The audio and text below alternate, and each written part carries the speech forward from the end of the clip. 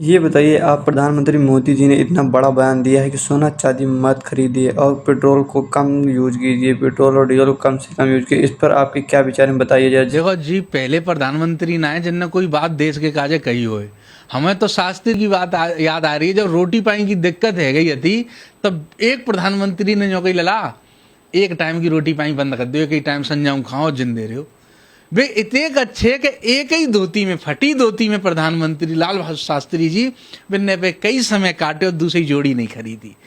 ऐसा ही प्रधानमंत्री अगर मोदी जी भी कह रहे हैं कि भैया गोल्ड मत खरीदो, गैस कम इस्तेमाल करो, विदेश यात्रा से बचो, तो सबसे पहले तो प्रधानमंत्री जी 250 कार लेके एम्बुलेंस लेके नहीं निकलें, एक गाड़ी से चलें जब तक देश में संकट चल रहा है। तो फिर हम सोचेंगे हाँ भाई बात तो सही कह रहे हैं, हमारे प्रधानमंत्री जब इतने धीरे धीरे चल रहा है तो हम ऐसे ही चलेंगे।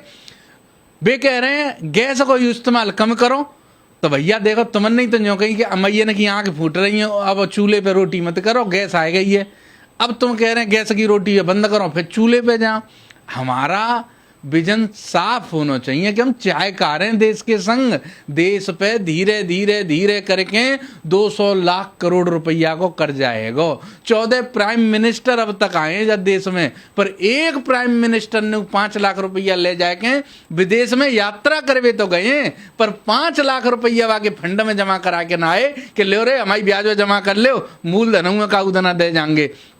बोलवे में और देखो सबन के हित में करवे में अंतर हो। तो है जिन जिन बातों पे हमारे प्रधानमंत्री जी सादगी से चल सकते हैं, वो हवाई यात्रा ना करें, विदेश यात्रा ना करें, हमारे लोग भी सोचेंगे यार हम नहीं जाएंगे।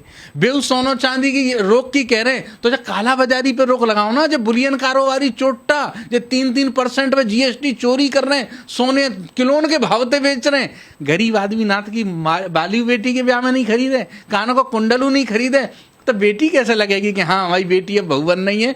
तो प्रधानमंत्री जी से निवेदन है ऐसा कोई बात ना करें, देश की भावनाएं आहत होती हैं। वास्तव में संकट है तो आप प्राइम मिनिस्टर हैं 200 करोड़ लोगों के, करो ठीक, बताओ हमारे कहाँ संग चाहिए, हम चलेंगे त्याग संग में, पर देश के हालात ठीक कर वो तुम्हारी जिम्मेदारी है, ना कि ऐसा कोई बयान देना।